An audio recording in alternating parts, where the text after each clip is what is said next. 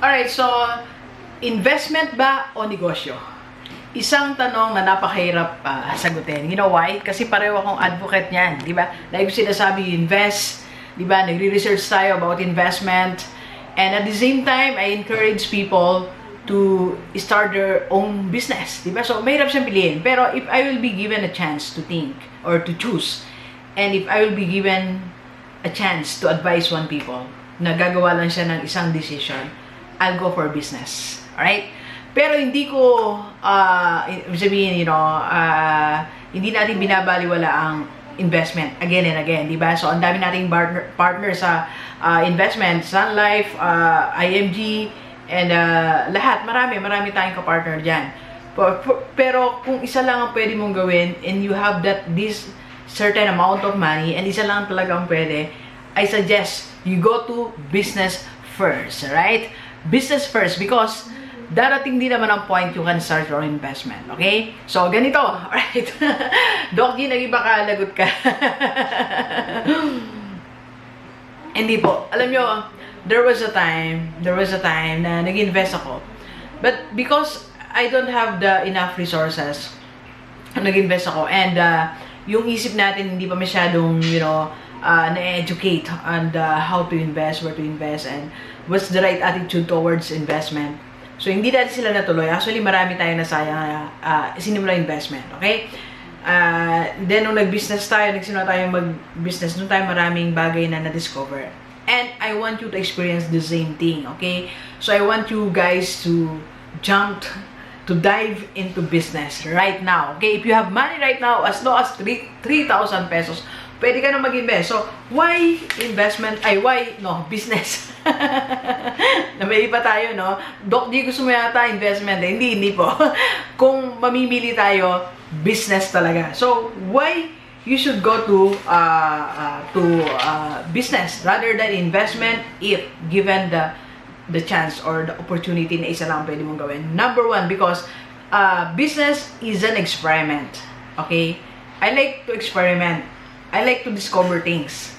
Kasi minsan pag nag-invest tayo, alam na natin na ito, kikita pera ko ng 8%. Kikita pera ko ng 6%, 5% per month. So, makukumpute ko na siya. So, alam ko na eh. And sa akin kasi, I'd like to experiment. At my age, or yung stage, actually doesn't come in age eh. This is point in my life, the stage in my life wherein I want to launch new things. I want to take risks. Sabi ko nga sa mga kausap ko, sa team ko, na minsan nagugulat, Doc, are you sure gagawin natin to? Doc, are you sure we'll be launching this? Diba? Yes, I'm very sure. Because I came to the point na I want to discover new things. I want to try doing new things. Okay? And I want you also guys to realize that and to experience that. You go, you experiment. Okay? Mag-experiment tayo. So, ano experiment natin? Pag nagnegosyo ka kasi, diba, gagawa ka ng mga bagay na hindi mo pa na-experience. Pupunta kasi sa lugar na hindi mo pa siya pupuntahan. Kakausap ka ng tao na hindi mo pa nakakausap before, di ba? At, parang may sanay lang po. Meron pa ba yan?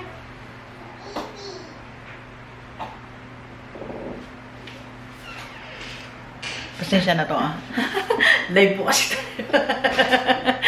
Holiday kasi maraming tao dito sa salas natin. Alam mo, pag nagbablog ako, hindi po sila gumagalaw. Something like that. Anyway, so, I want to experiment. So, para makita mo, ano ba yung mas maganda? Ano yung path na magbibigay talaga sa'yo ng success? Diba? Kasi sabi ko nga, very predictable yung ibang investment na meron tayo. Unless you venture into different investment. Diba? Into different type of investment na hindi mo alam ang dulo. Diba? But basically, tayo pag nag-invest, gusto natin, you sure na itong kikitain ko. Diba? So, sa business kasi, you want to experiment kung anong path talaga, kung ano talaga yung machine na madidevelop mo. Money machine kasi ang business na magbibigay sa'yo ng steady source of income and success. Okay? Yun kasi siya. That's why I keep on experimenting. Kaya sabi ko nga, sa paligid natin, well, let me show you. Kung ito ka, right? So, ito tayo. Nakita nyo po. Tao yan Sa paligid natin, may mga mina dyan Di ba? May mga dinadaanan na mina. So, kailangan natin mag-dig para matagpuan natin yung source of ng mina, di ba? So, kailangan natin mag-dig. We need to launch, di ba? Different activities, different businesses para matagpo. Alam, business ba talaga ang magtatagumpay ka at magbibigay sa steady source of income? Like in my case, alam niyo, sabi ko nga, I had my own share of business failure. So, nag-junk shop tayo, nag-t-shirt tayo nung una, nag-vlog tayo, nag-website nung una na nagastusan tayo talagang malaki. Especially sa junk shop na talagang nag-loan pa ako. So, nalugi talaga kami. Okay? Diba? So, until such time na natagpuan ko to, itong mga businesses ko ngayon na 9 small businesses na na isa-isa, nakikita ko, eto yung merong potential. Sa 9 na yan, may nakikita akong mga 5 na may potential. Merong 4 na hindi masyadong sikat. Ganun siya di ba? So at least, dahil nag-launch ako ng iba't ibang businesses, nakikita ko ngayon, alin pwede kong pagtuunan ng pansin. Because, darating ang time kasi ayoko na yung magpaka-stress. So, pipili na lang ako ng top 3, pasok sa Magic 3, na negosyo na hawakan ni Doc G. Okay? Yun. Okay? So, when you do business, marami kang nadi-discover. Like now, I'll be launching another business. Hintay lang po kayo. Naghintay na yung mga clients natin. True result po. Maghintay lang po kayo baka next month, i-launch natin ang mga bago nating negosyo. Again, doon sa mga announcement na tayo hindi pa tayo tapos pero announce ko na. Sa lahat ng gusto mag-share sa atin ng money as investor, I'm announcing na yun lang pong na-coach ko ang bibigyan ko ng chance. Kasi nga po, yung hindi ko na-coach, hindi ko kasi alam kung what's your background, di ba? I'm not being unfair or gusto ko muna magpa-coach para kumita tayo ng pera. It's not all about that. I just want to talk to you for more than 1 hour. Kausapin kita, what do you do? May capacity ka ba to invest? Your attitude. Kasi alam nyo, pagkausap ko yung tao, nababasa ko na like kanina, pag-usap ko, na-appreciate ko si Doc. Hi Doc, Irene. So, nag-usap kami, naramdaman ko yung passion niya sa business, passion niya sa ginagawa niya. So, something like that, nagkakaroon ng idea. Kaya gusto ko po yung na-coach ko na, okay? So, ayan, investment or business, dito tayo sa business. Because you are experimenting. Malay mo, sa kakanegosyo mo, matagpuan mo yung isang Mina. Di ba natagpuan ko nga si Mina? Ito yon YouTube channel ko. It's giving me $1 every month. And because of my YouTube channel, dumami ang audience natin, dumami ang fans natin, naging sikat na tayo, joke lang. So, marami na akong nakukuha clients dito through speaking engagement, nagpapa-coach, online or personal, on business and investment, pati relationship na rin, pati life coach. Meron na rin nagpapa-coach sa atin, di ba? So, marami din tayo ditong nakilala mga tao na nabigay sa atin ng opportunities din. Alright? Second, why business? Because in business, it gives you an avenue to improve your skills. To discover and improve your skills. Unlike kasi pag nag-invest ka, bigay mo lang pero 100,000, ito, dyan. Wala na, di ba? So, hindi mo siya pakikialaman. Hintay mo na lang yung dividend, hintay mo na lang na matapos yung contract. Di ba? But when you go to business, nagkakaroon ka maraming skills. Magkakaroon ka, sobrang ang dami mong natututunan sa process. Sabi nga ni Jim Rohn, di ba? It's not about the money sometimes. It's about what you become in the process. I like that line. It's about what you become during the process. During the process of your business, you become a better person. Bas nadidisiplina mo yung sarili mo eh. Like, ngayon, di ba? Kung wala siguro akong business, holiday, baka malamang nasa mall ako, or somewhere, di ba? Spending my money, di ba? Nang mapakapagod, nang walang purpose, di ba? So, pero if you have your business, nag-improve yung skill mo. Di ba? So, natututo pa ako ngayon mag-jot down, magsulat, mag-compute. Sana may pera natin. Di ba? Mag-manage ng tao. Di ba? So, may pag-meeting. Di ba? Before I did this, sobrang, hindi nyo lang po ako napipicture. Sobrang mahihiyain po ako. Talaga, nahihiya ako. Pag sinasama nga ako sa mga gatherings nung bata ko, ng family ko, nasasulok lang ako. Tapos pag may tao sa akin, gano'n lang. Sobrang nahihiya ako. Pero lahat na yun, nawala yun, nag-improve because of the businesses I had. So natuto ako makipag-usap. Lalo when I'm dealing with business coach, personal coaching, na nadadala may conversation, this is a skill. That one thing I learned. Di ba? Vlogging, di ba? Naipag-usap ka, nego and everything, mic, spotlight, di ba? So, you are improving your skill and your life. Na-improve, disiplina siya eh. Nagkakaroon ng structure yung day mo, nagkakaroon ng structure yung exercise time mo sa gabi. Diba? Pag lang tayong business, pag nag-invest ka lang, wala na, gagawin mo na yung gusto mong gawin, diba? Well, okay naman yun. Wala tayong problema sa investment. Mag-delivers, sinasabi ko lang kung meron kang option, chance, okay? And number 3, why business over investment? Because in business, you'll get a chance to meet hundreds of people, thousands of people na nabibigay sa iyo ng bagong opportunity, ng bagong learnings, ng bagong adventure sa buhay mo. Ang dami ko nang, alam mo yung listahan ko na to, pangatlong notebook na to, na mga na-coach ko. Hindi naman puro na-coach po yan, mga notations ko. Tinitin ko sila, it's amazing. Yung iba, naging kaibigan ko na, di ba? Yung iba, kumari ko na ngayon. Yung iba, business partner ko na. Di ba? So, sa dami ng namimit kong tao, everyday online coaching, personal coaching, ang dami ko pong learnings na nakukuha sa kanila.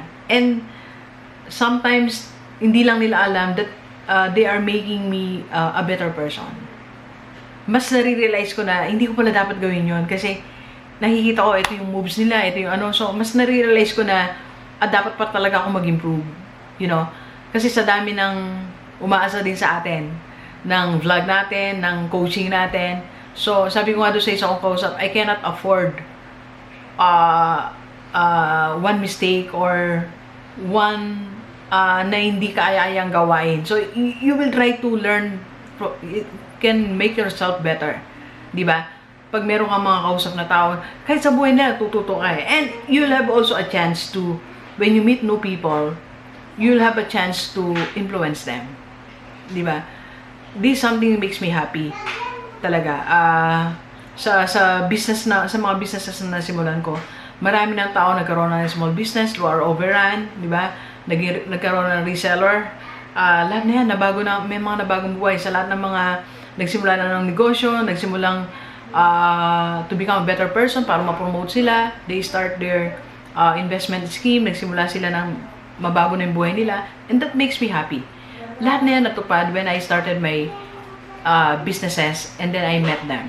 Okay? And, last po. Okay. Asan na yung sulat natin? Number 4. Okay? Why business? Because you will have the opportunity to serve more people and to train people. Business is also training people. Pag nag-invest ka kasi, sabi ko nga, pag binigay mo yung pera, ala na. Diba? Pero when you do business, yung nagmamanage sa'yo, natitrain mo, like ngayon, yung tatlo kong may hawak, 4 pala sila, na may hawak ng small businesses ko. So, nakikita ko yung potential sa kanila. It's only when they join my team, doon nila na-realize, meron pala silang ganitong skills, na kaya pala nilang mag-manage ng business, kaya pala nilang maipag-communicate, kaya pala nilang kumita pa ng pera. Diba? So, like si Aling Tisay, na natutuwa siya, si Aling Irene, at yung isa ko pang mga team na hindi ko pwede mag-din ng pangalan. Diba? At may isa pa tayo ngayon na business coach na rin. Diba? Part siya ng team ko, so ngayon business coach na rin siya. Diba nakakatuwa na meron tayong natitrain na tao because of this business. Alright? So, delivers, again, ulitin natin, business or investment, kung one option lang, one choice lang, you go to business. Okay? Kasi pag maunlad din business mo, madali ka na mag-invest. Alright? So, that's what I'm doing. That's my formula. So, ngayon, I have my 9 small businesses running yan. And 30% of that, ini-invest ko. So, madali, di ba? Nag-business muna ako, nagkaroon ako ng steady source, then I invested the 30% of all my income. Yun ang formula natin. Okay? So, why business? Again, it can improve your skills. You're meeting new people and nakakapag-experiment ka. Okay? And experiment para mahanap mo yung mina ng buhay. Then, you are able to serve more people and train more people. Like, last example na, like, my YouTube channel is, ilang views? I'm waiting for 100,000. 100,000. And every day, nanonood sa atin, almost 40,000 people. 40,000 people from all over the world na influensya natin to change their lives. Isn't that amazing? Isn't it amazing? Diba? Because of this. Because for me, my YouTube channel is a business channel. Kahit anong sabihin nila na hindi siya negosyo pa, it's a business.